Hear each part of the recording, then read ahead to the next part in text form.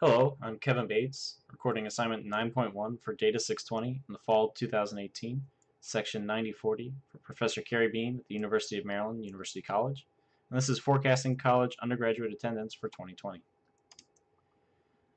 For this data assignment, we looked at four primary data set for total enrollment in undergraduate colleges from the year 2001 to 2015, and the separate variables that we were also interested in were GDP per capita, tuition costs, and U.S. population for the same time period.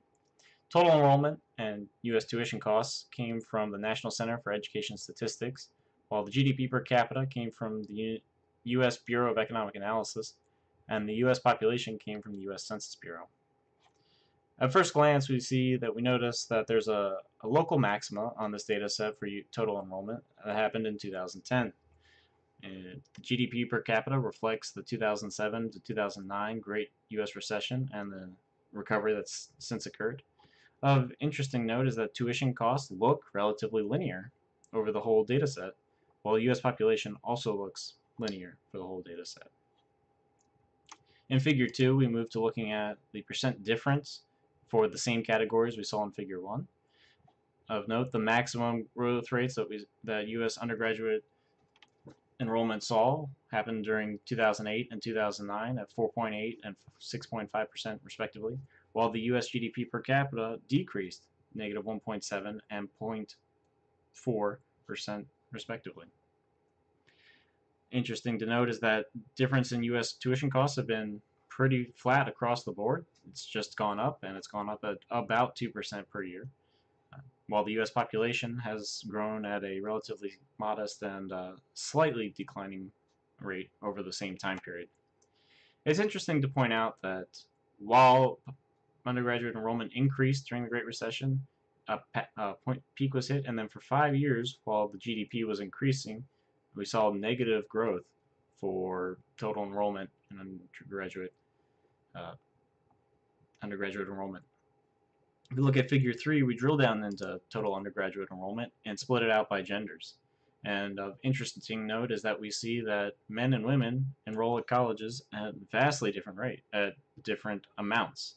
About 2 million women enroll in U.S. colleges every year, and this is a trend that extends beyond this data set all the way back to the early 80s. But what we do see is that when overall total enrollment increases, it increases for both men and women. And this is captured and displayed better in Figure 4, where we see that there's a 0.978 R-squared ratio for men enrolled versus women enrolled for a given year. And so they show that when total enrollment rises, it rises for both genders, and when total enrollment decreases, both men and women are decreasing enrollment at about the same rate. For Figure 5, we look at the forecast as done by Tableau. This data set ended in 2015, and so we pushed our linear forecast out 5 years to 2020. Tableau estimates that 22.3 million people will be enrolled in undergraduate degrees by 2020, with error bars that say about 2 to 3 million on either side.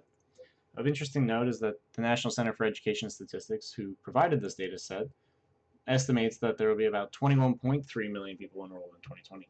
And this is pretty good agreement with the Tableau estimates, and I would have pretty good confidence that more than 20 million people would be enrolled in college by 2020.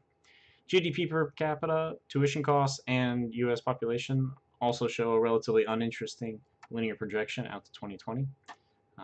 But overall, I have pretty good confidence that the total enrollment will be between 21 and 22 million people for undergraduate degrees by 2020.